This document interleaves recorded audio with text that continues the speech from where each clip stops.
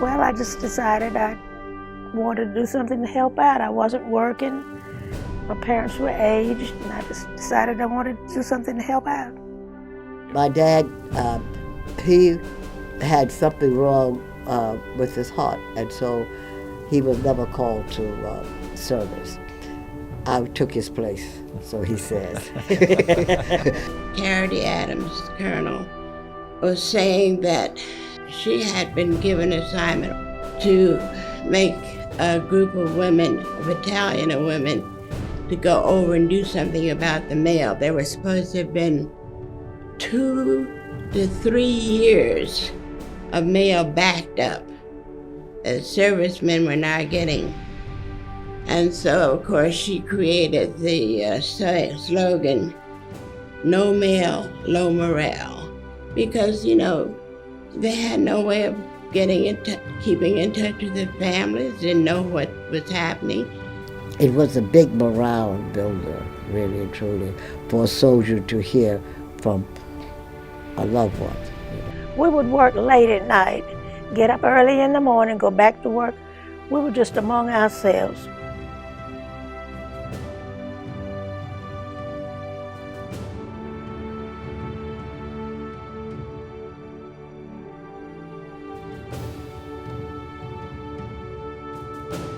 Well, they said that we got it out in record time. It took, we did it in about 3 months.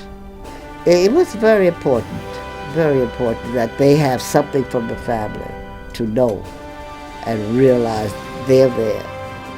We were so busy we didn't have time to associate with other people.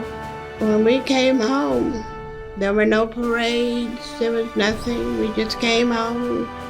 That was the end of it. We heard nothing more about, thank you for whatever. No parades, no nothing. We just went home, went back to work. 75 years ago, as the war effort expanded, so did the need for talented men and women. New challenges presented new opportunities for Americans of all backgrounds to prove their worth, regardless of race, creed, or gender. Among these Americans was a group of women who, when called upon, accepted the challenge. Once the job was done, they returned home, forgotten and unsung. Today, the few who remain are finally receiving their due. Ladies and gentlemen, the surviving women of the 688 Central Postal Directory Battalion.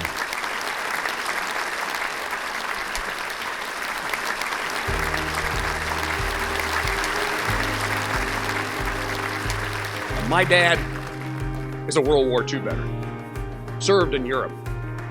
I never thought about his mail. I never thought about his packages. My mom went to work for a penny store in Emporia, Kansas, and worked there for the 4 years my dad was in the service. I never thought on a personal level until I was with you today what role you and others played in my family's life to make sure that my mom and dad communicated with each other for the long period of World War II. So from my family, a personal thank you to you for keeping two people who loved each other together. 75 years later, I couldn't believe it.